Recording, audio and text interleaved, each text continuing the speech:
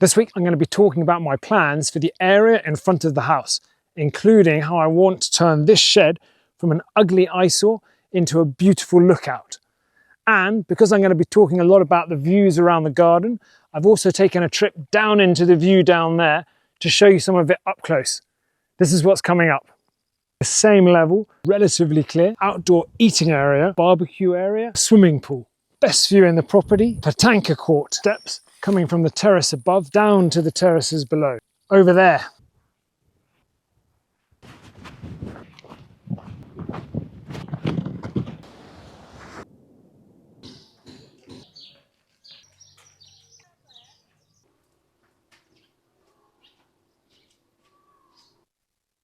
As you've just seen, while there has been a bit of action this week, there hasn't been any of the work or changes of recent weeks. And that's because I only have a couple of days before I head off for a long weekend to celebrate Laura's birthday. So rather than start some work that I probably wouldn't finish, I thought I'd spend a little bit of extra time explaining my plans for the area in front of the house, like I promised in my last video. And hopefully by doing this, I'll give my elbow a bit of rest before I make my final big push for the excavation work indoors. The short and easy explanation of the designs for this area is that I want as much of it as possible to be the same level as the ground floor in the house, which is about 40-45 centimeters above the point I'm on now. But my ideas of how to achieve this have evolved over time, and it has created some extra planning permission work this year. And right now, my architect and I are waiting for final formal approval for the modifications that we've requested. So at this stage, I've only been able to do work outside that is part of the plans that were approved previously. And one of the bigger modifications that we have requested relates to the shed.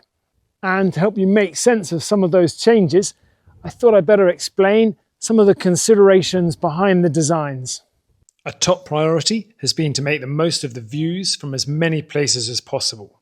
And I'd like to achieve this by respecting or reflecting both the current and historic layouts and levels whenever possible. There are some other priorities for this area that relate to the hot summer climate, and these include having a big shaded outdoor eating space, other shaded areas, a swimming pool, and a large water storage facility. And another priority, which will take much longer to achieve, is to have well-established trees and plants, especially around the edges of the area, that will soften some of the existing walls and fences. And these are all things to keep in mind as I start my walk around to explain the designs in more detail, which I'm starting on this corner here rather than the entrance space behind, because I'd like to talk about that space when I know the outcome of my path proposal. As you might have guessed from the markers along here and the removal work here last week, this space will only extend from the edge of the house to this point here and then drop off to a lower level, with this space being a walkway from the entrance with access to and from the new kitchen area on the other side through a new door there, while this area by the old front door will be relatively clear, although there will be a small table with chairs and probably some plants or flowers dotted around. And all of this old well structure, at least the parts above the ground, will be removed, which I didn't do last week because I will definitely need some help when I take it away carefully, cover the opening and make it safe. The front terrace will then continue into this space in front of this wall, which will be the main outdoor eating area with one great big long table where at least half the seats should have an amazing view, with shade provided by a pretty big pergola running from the edge of the wall. And I also want to plant a number of trees and bushes along this wall, and to ensure they get as high as possible, as quickly as possible, I'll be putting in a parallel retaining wall along here to hold this earth that I've left behind in place. Then on the inside line of the retaining wall, I'll be adding a lower level to provide a long stretch of shaded seating. I'll also be adding more bushes and trees all along the wall and the fence behind. Although in this area, I'll be building a barbecue area into the retaining wall about here. And then moving away from the barbecue and outdoor eating areas into this space in front, which involves some of the key changes that we're still waiting to be approved. In a couple of previous videos, I've shown this area and talked about some of the old walls down there in particular that used to be there. And in more recent videos, the more eagle-eyed of some of you might have spotted this metal pole here and the three others forming a rectangle. And these have been the markers for the proposed new position of a swimming pool, which is a pretty big change from the previous designs where the pool was on the other side of the shed. But because this area on the other side of the shed still has a few meters of earth that was added above the bedrock, a lot of extra engineering structure would have been needed. It would also have required walking down a number of steps to get to this space from the house. And at the moment, that would be true of a pool that was on this side of the shed.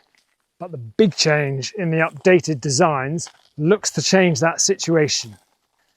Because the plan now is for the whole of the front terrace to extend from the edge of the house all the way to the edge of the shed, so that you'll be able to walk straight from the front door to the pool area, or to this corner of the pool, which will be a hot tub built into the swimming pool at the same level, from which you'll be able to get that amazing view. But one big impact of all the changes in this area will be on that open side of the shed there, because the planning rules for this parish don't allow for any new buildings or any increase in volume in existing ones. So I've always wanted to keep the shed so as to be able to use its existing space.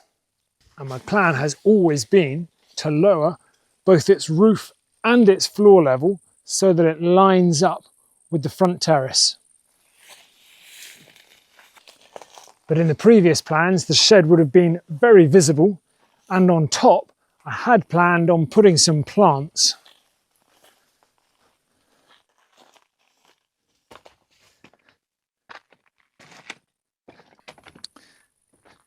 But the plan now is to be able to walk straight out all the way to this point here, from where you'll be able to enjoy the best view in the property from one of my favourite places, albeit a bit more safely when I've added some railings along the edge. And before I talk to you about the area down there below, I'm now going to give you a close-up of the view over there, with a trip to the mountain, the castle on top, the sea below it, and a beautiful medieval village nearby. This trip had to start very early in the morning as I wanted to capture the sunrise on the horizon that I can see from the house. And it started with a hike up a hill in the dark, with a bit more light as I got near the top. And I arrived with a few minutes to spare before the sun rose over the sea.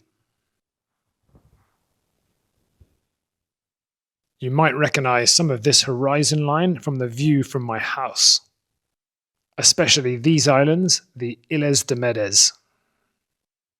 My original plan had been to see dawn from a castle on a nearby hill, but I realized I might not actually see the sunrise over the sea from that point. So my trip started on this mountain, which is called montgri.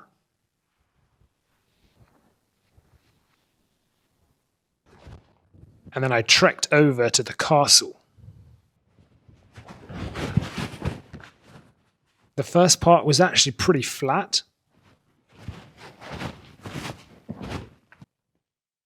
The path got a bit steeper after the goats and the Catalan flag.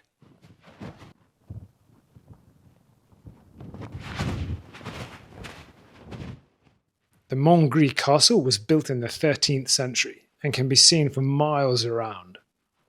Some say the mountain and the castle on top of it looks like a sleeping bishop with his ring finger on his chest. Others say it looks like something else. The path I had chosen was the most direct descent, but also the steepest.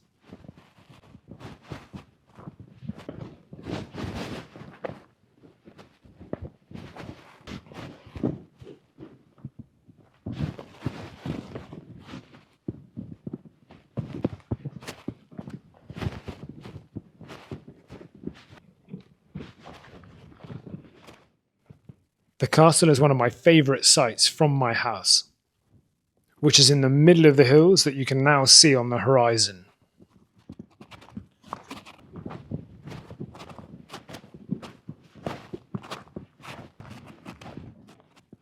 The castle is in amazingly good condition after 800 years, and that's because it was hardly ever used after it was built, and no army ever needed to try and attack it.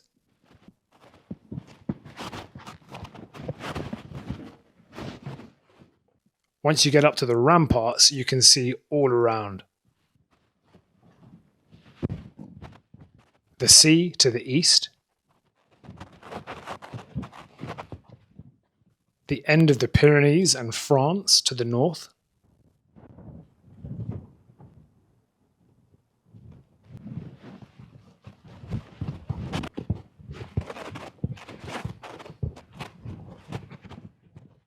and then on the other side and to the west, you can see the Gabarres Hills and my house. Or at least the church tower and the vineyard in front.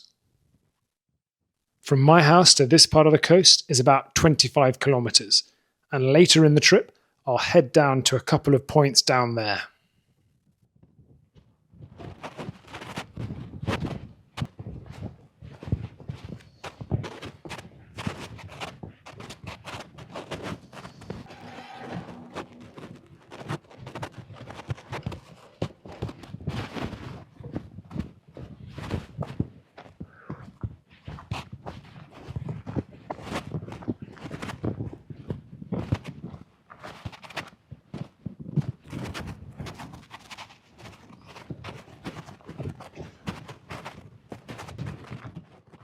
There are a few paths up to the castle, and rather than walk back the way I came, I went down a slightly longer and less steep path that I hadn't taken before.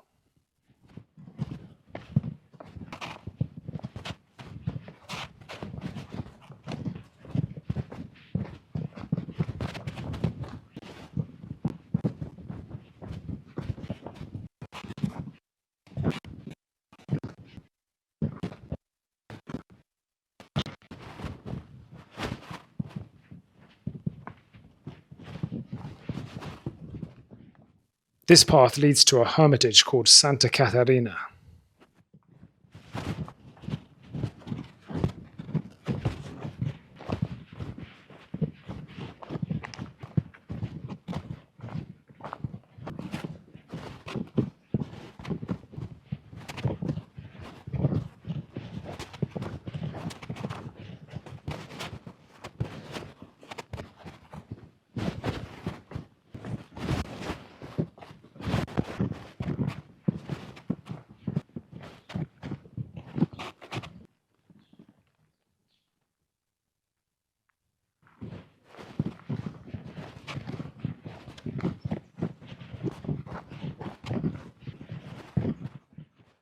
I didn't see anyone else on this path apart from one mountain biker, who I think had come down the path ahead, which would have been quite punchy of him.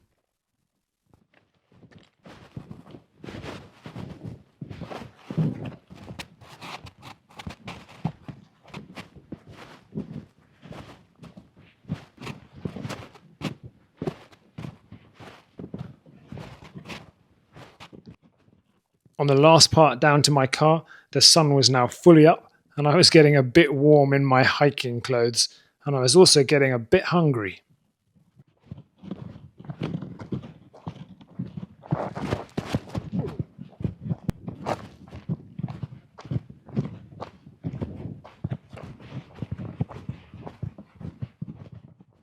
But my next stop, after a short drive, was for a swim and some breakfast at the Platja del Grau beach, which can be seen from the Montgri castle and also from my house.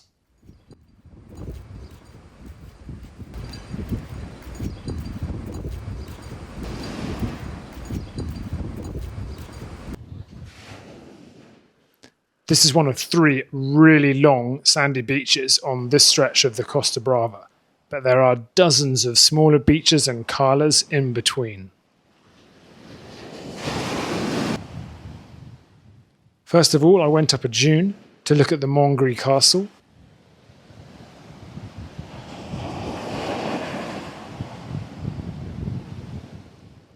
Then I got ready for my first swim in the sea this year.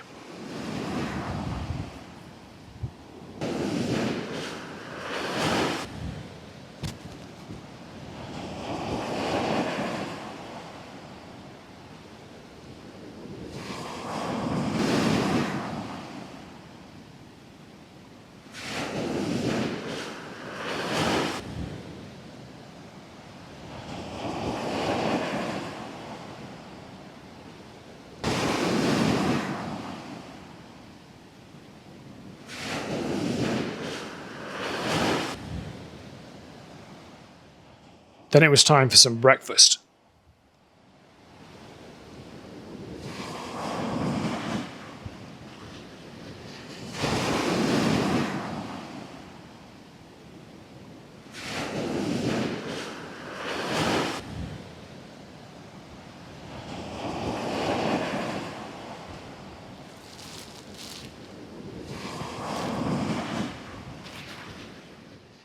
Before leaving for my next stop, which was to be the medieval village of Pals.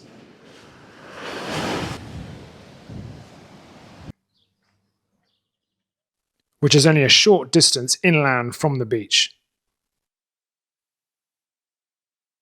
Pals is one of the most beautiful villages in the area, and because it is easy to get to, it is also one of the most popular for visitors.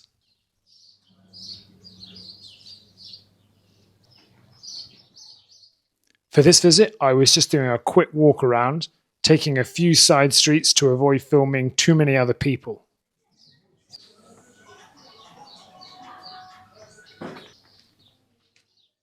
I believe there are plenty of stories about this village, and if you would like a proper guided tour in the future, I'm sure my language teacher Francesca and her husband Juan would be able to help you out.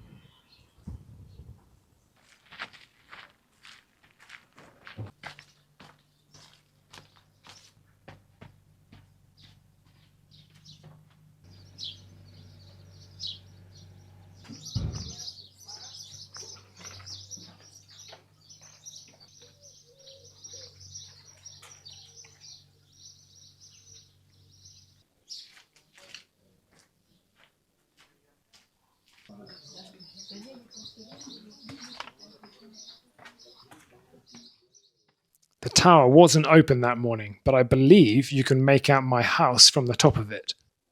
You can certainly see the higher parts of the village from my house.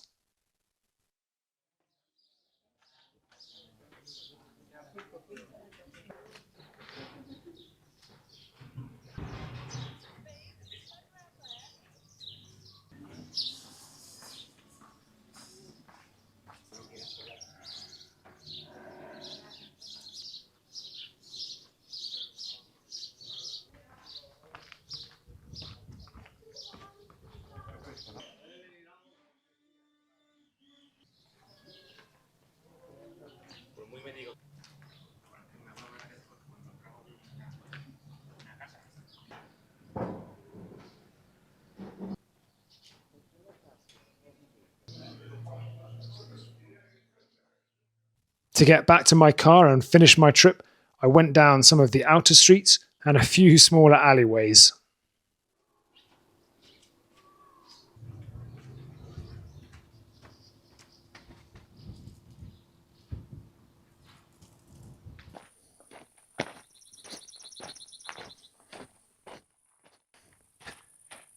Having given you the close-up of the view down there, I'm now going to give an explanation of the designs for the area down here. And the first thing to say is that the level will remain lower rather than higher like this rock pile. And one of the reasons is that I want to maintain the view from the shed space behind, this side of which will become open. But to achieve that lower level, I am going to have to remove or use all of the rocks and stones that I've been dumping here from my excavation work, which I do have plans for, but I'll be explaining in a later video. And as for the access to this whole lower area, it'll be from the path that I've just taken and from a series of steps, similar to the steps that I uncovered in this area and that I've now covered up again with a bunch of rocks. And in this area, once all the rocks have gone, between the path and the steps there'll be another shaded pergola area running from there to there, all of which will be in front of a retaining wall that will be put in roughly where that line of rocks is. And then in this area in front, there'll be a number of plants and herbs with paths running through them to an area with some seating options and a petanque court, which I hope will have the best view of any petanque area in Catalonia, or at least in the parish. And then at a slightly lower space below there'll be another flat area for some relaxing, stretching, maybe some yoga, or perhaps just sitting down and enjoying the view. And then moving along the front here, from the corner point of the shed and going across this space, will be another retaining wall, just as there used to be. And there will be some steps coming from the terrace above down to this level, where there will be some lounges and some parasols. There will also be a path running from this level down to the terraces below, but I'll be talking to you about that in another video. But the final elements of the design to tell you about relate to this space here between what will be the pool and the shed there, because under the terrace in this space here will be two water deposits, one for rainwater and one for the water from the well. While in this corner there will be another underground structure that houses all of the electrics, plumbing and heating facilities for the house. And having walked you around the area and talked about all of the designs within it, here is a drone view from above.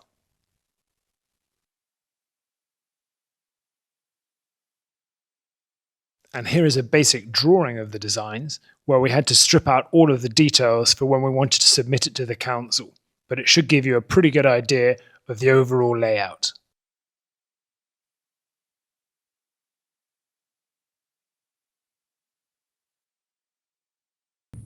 There are some elements of the designs which I still need to finalise, such as the exact finish for all the surfaces and the best options for various plants around this level. So if you've got some good ideas about this, please let me know in the comments. As I think I've said in a much earlier video, I'm almost as excited about this top terrace and the garden as I am about the house. And I'm obviously hoping that I get approval for my new designs as soon as possible. although I can get on with the parts that I've already got permission for, such as the new retaining wall here.